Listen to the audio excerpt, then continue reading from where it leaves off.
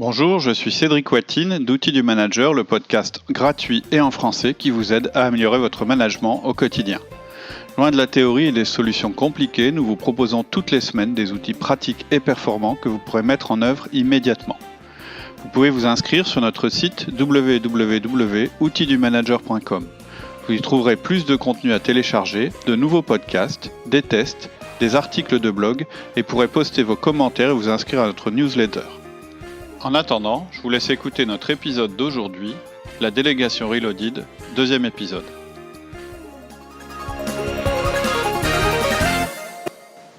Bonjour Alexia. Bonjour Cédric. On continue nos podcasts sur la délégation Reloaded et donc on aborde le deuxième épisode. Que faut-il déléguer ? Tout à fait. Donc pourquoi on commence par ça ? Parce que c'était peut-être le défaut de notre premier podcast sur la délégation. On avait fortement focalisé sur le comment faire pour déléguer, qui va être notre dernière partie, et pas tellement sur le quoi déléguer, en se disant que la raison majeure d'échec, c'est souvent le manque de méthode. Mais bon, ça paraît quand même logique de vous donner une méthode aussi pour déterminer ce que vous allez pouvoir déléguer. Ça permet de bien démarrer. Et bien sûr, on ne va pas rentrer dans le détail de votre fonction sur un podcast, mais on peut vous donner les bases et les grands principes. Donc, d'une manière générale, ce qui sera votre décision, en fait, ça va être fonction à la fois des priorités du manager et des compétences des collaborateurs. C'est ça qu'on va déléguer, c'est à la fois ce que vous avez à déléguer et ce que vos collaborateurs sont capables de prendre. Donc, la première chose à comprendre, et qui est un peu théorique, c'est l'analogie des balles et de la boîte. C'est l'analogie décrite par Mark Horstman, et elle est intéressante parce qu'elle est assez simple. En fait, on va représenter votre vie professionnelle comme une boîte, ou plutôt votre temps de travail, on va le représenter comme une boîte. Par exemple, c'est une boîte qui a une contenance de 40 heures par semaine, si c'est les horaires que vous faites. Et à l'intérieur de cette boîte, il va y avoir des balles. Et chacune de ces balles va représenter un projet ou une tâche sur laquelle vous travaillez. Donc on va partir du principe qu'il y a 20 balles, 5 grosses balles et 15 petites. Il y a bien sûr des interstices entre les balles, parce que vous faites des pauses, etc., etc. Ça représente la friction, le temps perdu, etc. Et donc vous êtes là à votre bureau à travailler alternativement avec ces 20 balles dans votre boîte, et tout d'un coup, votre boss arrive dans le bureau et il balance une nouvelle balle dans votre boîte, une belle grosse balle orange. Il a décroché un marché, il faut s'en occuper, et en fait il vous demande de vous en occuper. Donc qu'est-ce qu'il faut faire dans ces cas-là ? Et bien sûr, il y a des contraintes. Votre boîte est totalement pleine et il est impossible de l'agrandir, parce que si vous l'agrandissez, ça veut dire que vous augmentez votre nombre d'heures de travail, mais votre conjoint ne serait pas d'accord et votre équilibre personnel non plus. Donc voilà, on te balance la balle. Qu'est-ce que tu fais ? Alors peut-être qu'on peut gagner un peu de temps déjà en réduisant les interstices entre les boules, pour gagner un peu de temps. Non, on va dire que la balle est trop grosse, ça suffira pas. Alors évidemment, on peut le faire. Et en plus, on va dire que tu as suivi notre podcast sur l'organisation personnelle, que tu as donc déjà vachement optimisé le rangement de tes balles dans ta boîte. C'est ça, en fait. S'organiser, c'est réduire la friction, réduire les temps morts, etc. Dans la vraie vie, c'est ça que ça veut dire. Et ça, tu l'as déjà fait. Et tu peux pas optimiser plus. Et en plus, la balle, il faut que tu t'en occupes tout de suite, tu n'as pas le temps de te réorganiser trop, etc. Donc il faut que tu intègres cette balle orange dans ta boîte le plus vite possible. À ce moment-là, on peut peut-être dire non, moi déjà j'ai optimisé mon truc, j'ai pas de temps, quoi, j'ai tous mes trucs à faire, pas possible. Oui, donc tu vas dire non, c'est-à-dire tu as lu un livre peut-être qui s'appelle Apprenez à dire non, etc. Voilà, faut refiler ça à quelqu'un d'autre. Voilà.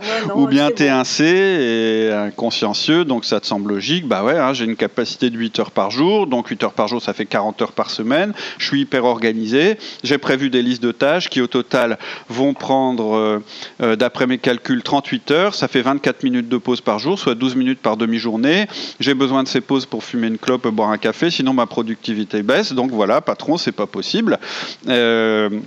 D'ailleurs, ce genre de raisonnement du style, quand mon patron va venir me voir pour me donner un nouveau job, je vais lui démontrer qu'en fait, mon service informatique, il est saturé. Je dispose de X heures de code par jour multiplié par le nombre de codeurs et donc c'est impossible de le faire. Enfin, tout ce genre de raisonnement, c'est peut-être ce qui fait que vous stagnez à un niveau de chef de service et que vous ne pouvez pas prétendre au niveau du directeur général. Vous voyez les ressources en fait comme finies et vous ne trouvez pas de solution à la question. Donc, non, je vous déconseille de dire non quand on vient vous apporter une nouvelle tâche. C'est une habitude que vous ne devez pas prendre. En plus, même si ça marche, même si votre patron vous dit bon bah écoute d'accord et puis qu'il repart dans son bureau, vous allez peut-être même vous dire ah bah comme ça il va se décourager, il me demandera plus rien, super, je vais être tranquille avec mes heures, mon petit truc qui fonctionne bien, etc. dans mon coin. Eh ben non, c'est pas super. Ce serait pas un bon signe du tout. Je vous invite à écouter l'épisode précédent où on donnait l'importance de la délégation. Ce qu'il est en train de faire, en fait, votre patron, c'est qu'il est en train de vous demander de vous déléguer quelque chose. Si vous dites non, en fait, vous vous mettez complètement en travers d'un système très important dans l'entreprise qui est la délégation. Donc non, je suis désolé, tu peux pas dire non. Ok.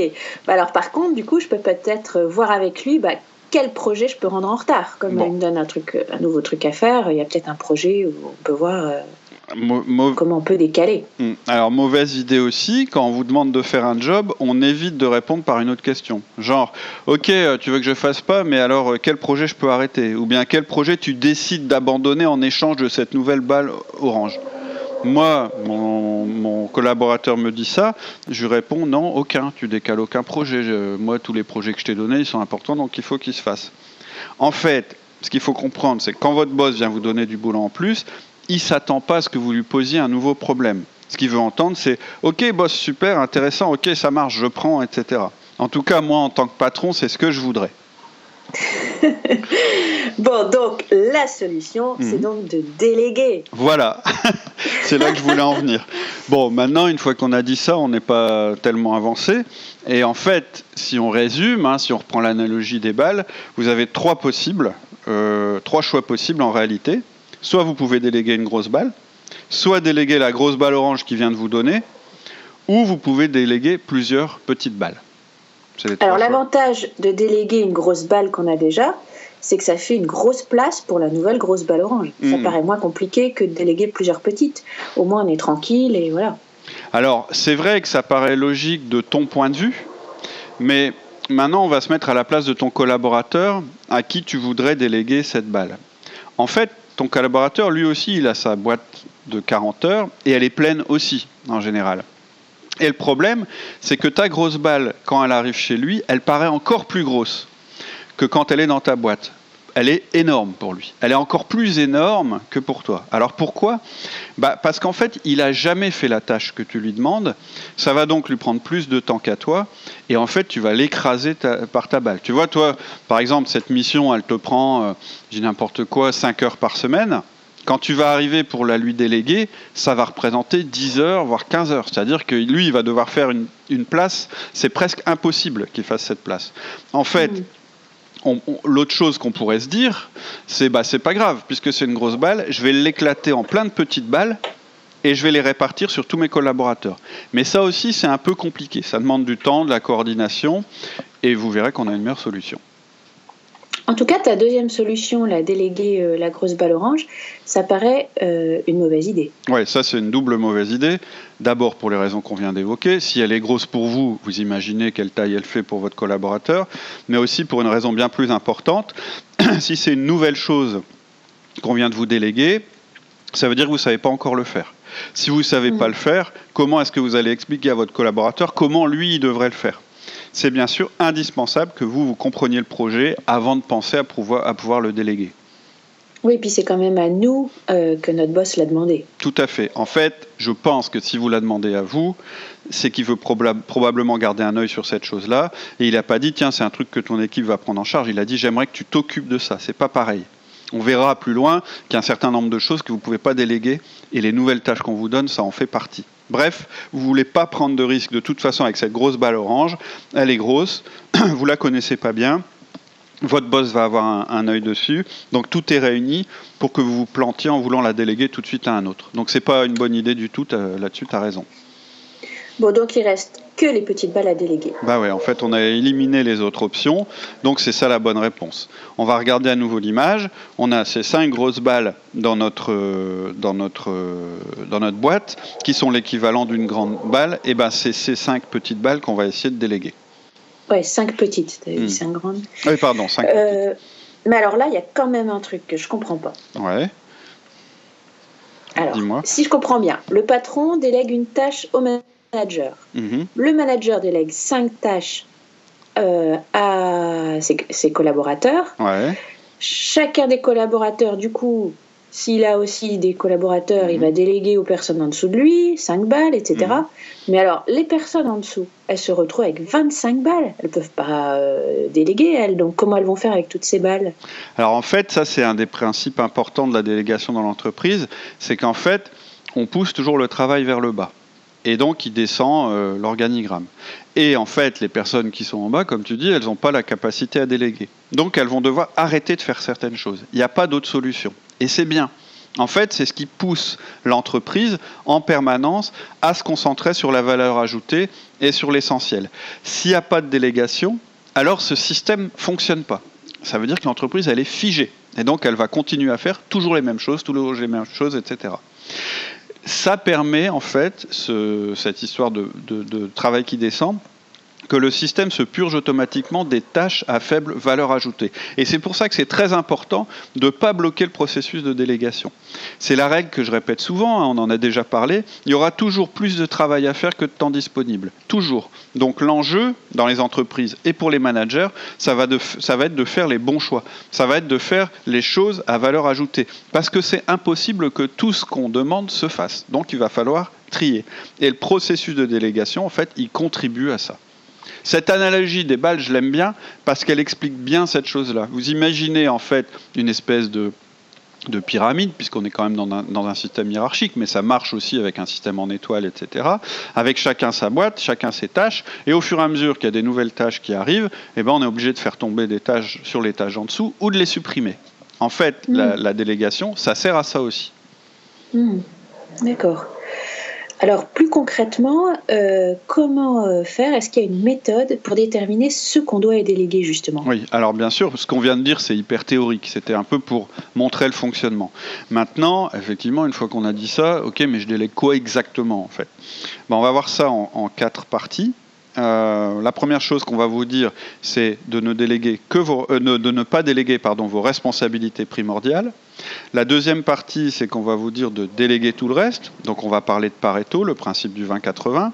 La troisième partie, c'est de déléguer tout ce que vos collaborateurs sauront, voudront ou devront faire.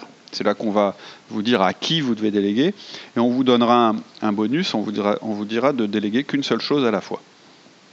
Alors, qu'est-ce que ça veut dire, justement, les responsabilités primordiales ? Alors, en fait, par exemple, si vous imaginez que vous êtes un directeur des ventes ou d'un centre de distribution et que vous alliez à une réunion avec un directeur d'usine et que vous lui posiez des questions sur sa capacité de production, sur la possibilité d'atteindre tel ou tel standard de qualité, et que ce directeur vous répond en fait, moi je m'occupe pas trop de ça, vous savez, je sais pas trop bien combien d'unités on produit en ce moment, ou si on peut produire cette qualité, enfin tout ça, moi c'est délégué aux autres.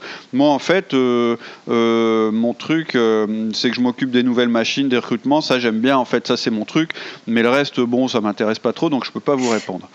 Ouais. Je pense que là, vous allez être un peu inquiet. En tout cas, moi, à votre place, je serais un petit peu inquiet. Et donc, ça veut dire qu'un directeur d'usine, il y a des choses qu'il ne peut pas déléguer. Et en fait, ce qu'il ne peut pas déléguer, c'est sa mission principale, qui est, en l'occurrence, d'assurer une bonne réponse au marché. Donc, il doit être acteur sur la productivité et la qualité de son usine. Au même titre, un responsable qualité, il ne peut pas se libérer de son travail qui consiste à améliorer les processus. S'il délègue ça, en fait, il délègue une de ses missions primordiales. Un chef des ventes, il ne peut pas déléguer la stratégie de vente ou le développement de l'équipe à un de ses membres. Un responsable grand compte, il ne peut pas arrêter tout d'un coup de développer et de entretenir les relations avec ses plus gros clients. Un chef de projet de développement logiciel, il ne peut pas confier à l'un de ses collaborateurs la responsabilité de la réalisation des projets. Un chef comptable, il ne peut pas se défaire de la responsabilité de rendre des comptes justes en temps et en heure. En fait, vous voyez, c'est du cas par cas. Je ne peux pas vous dire une règle générale. Mais à ce stade, en fait, vous devez comprendre que vous avez des responsabilités et des missions et des activités qui vous sont totalement et directement affectées. En fait, pour le dire autrement, il faut qu'à ce stade, vous demandiez quelles sont les tâches et les responsabilités sur lesquelles votre boss ne tolérerait pas le moindre dérapage ou le moindre retard. Ce qu'il mettrait en fait en colère ou vous mettrait dans l'embarras. Et bien ces tâches-là, c'est celles que vous déléguerez jamais. Donc normalement, avec ce que je vous dis et l'exemple que je vous ai donné, ça doit être clair dans votre tête. Et si ça ne l'est pas, justement ? Alors, si ça ne l'est pas, c'est que vous avez probablement un problème de définition de poste. Et la bonne manière de résoudre ce problème, c'est pas de dire oui, mais ma mission n'est pas définie, donc du coup, je ne sais pas ce que je pourrais déléguer, ce serait quand même un peu bête. C'est quand même de vous poser vraiment la question. Et donc, pour moi, c'est impératif que vous clarifiez les choses. Et il y a plusieurs moyens de le faire. Vous pouvez regarder votre fiche de poste. Normalement, c'est là que vos missions principales sont indiquées. Si ce n'est pas clair ou vous n'avez pas de fiche de poste, on a un podcast qui s'appelle Faire une fiche de poste en 10 minutes chrono. Donc ça prend, comme son nom l'indique, 10 minutes. Le podcast il est presque plus long que le temps que vous allez mettre à faire votre fiche de poste. Et ça vaut le coup de faire l'exercice pour votre propre poste. Vous pouvez même le garder pour vous. Mais au moins, ça vous oblige à regarder le périmètre de votre poste. Ensuite, vous pouvez aussi regarder vos objectifs. Imaginons qu'il n'y a pas de fiche de poste, vous allez dans une société où les missions changent tout le temps, vous avez quand même normalement des objectifs. Et maintenant, imaginons que vous n'ayez pas d'objectifs, parce que ça peut arriver aussi, c'est plus fréquent qu'on le croit, vous pouvez aussi écouter notre podcast qui s'appelle « Quels sont mes objectifs et comment les obtenir ?» Et si vraiment, après tout ce que je viens de vous dire, vous avez encore des doutes sur ce que vous pouvez ou pas déléguer, va falloir aller voir votre boss. Mais bon, moi je vous conseille ça en dernier recours. Faites d'abord, comme je vous l'ai dit, et je pense que vous n'aurez pas à déranger votre boss avec tout ça. Normalement, ça ne devrait pas poser de problème.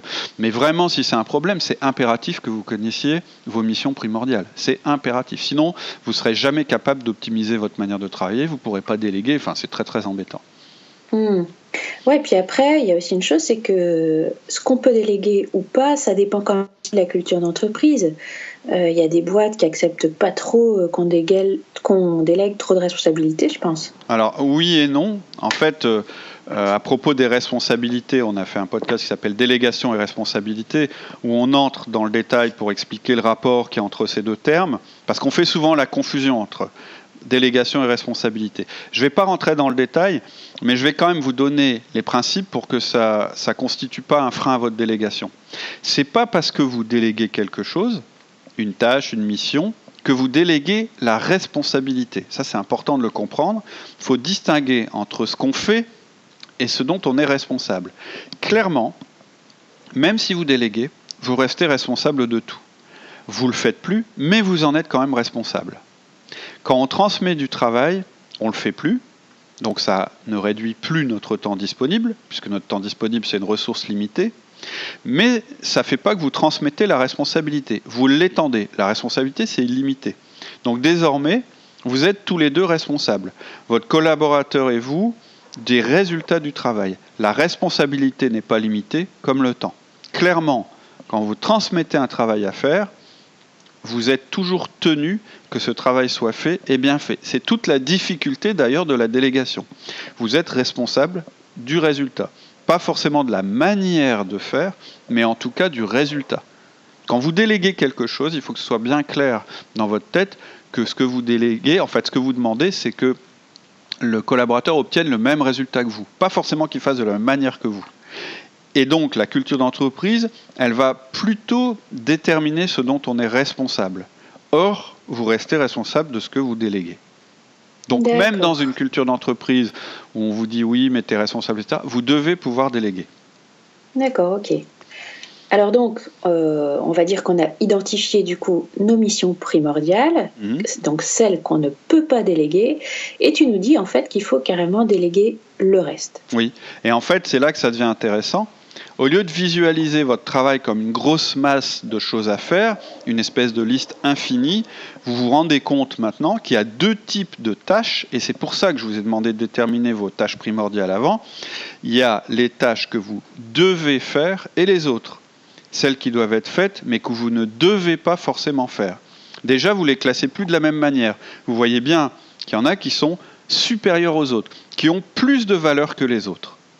Ouais, des choses prioritaires sur lesquelles en fait on devrait se concentrer, passer notre temps, qui ont une vraie valeur ajoutée. Et c'est même pire. Non seulement les autres tâches, elles ont moins de valeur, c'est ce que tu viens de dire, mais elles nuisent aux tâches primordiales. Donc en fait, elles prennent la place des tâches primordiales. C'est des intrus, des ennemis des tâches primordiales. Elles vous parasitent. Pourquoi je dis ça ? Parce que le temps, c'est une quantité limitée. La boîte, elle fait 40 heures. Je ne vous ai pas dit que c'était une boîte qui pouvait s'étendre à l'infini. Et quand vous donnez du temps à quelque chose, en fait, il n'existe plus de temps pour autre chose. Donc ces autres tâches, celles qui ne sont pas primordiales, vous devez vous en libérer le plus vite possible. Elles vous encombrent et elles vous empêchent de faire votre vrai travail. Donc c'est même pas qu'il y a des tâches à classer avant les autres. Ça, c'est ce qu'on fait quand on fait de l'organisation personnelle. On dit il y a des tâches qui sont plus importantes que les autres. C'est pas les classer au-dessus des autres. C'est des tâches qu'il ne faut plus faire parce qu'elles vont à l'encontre de ce que vous devez vraiment faire et ce pourquoi vous êtes là. Le temps, c'est limité et donc il y a toujours plus de travail à faire que votre capacité limitée le permet et donc il faut faire ce choix. Et ce choix, il est simple, c'est de décider de vous consacrer à votre mission. C'est ça que je veux dire quand je dis qu'il faut vous libérer du reste. Donc l'importance de dégager ce qui est important de ce qui ne l'est pas. Et alors on va passer du coup à ta deuxième partie, c'est déléguer tout le reste. Ouais, et c'est ce qu'on verra la prochaine fois. Et la limite en fait de ce que vous pourrez déléguer, c'est la capacité de vos collaborateurs à absorber le temps nécessaire pour ça. Donc les deux sujets vont être liés. Dans le prochain épisode, on verra effectivement ce que vous allez déléguer, mais surtout à qui vous allez le déléguer. Voilà. Ok. À la semaine prochaine. À la semaine prochaine. C'est tout pour aujourd'hui. En attendant le prochain épisode, je vous propose de rester en contact. Allez vous inscrire sur notre site outildumanager.com. Cela vous permettra de recevoir nos articles, notre newsletter et de nous poser toutes vos questions. Je vous dis à très bientôt sur notre site outildumanager.com.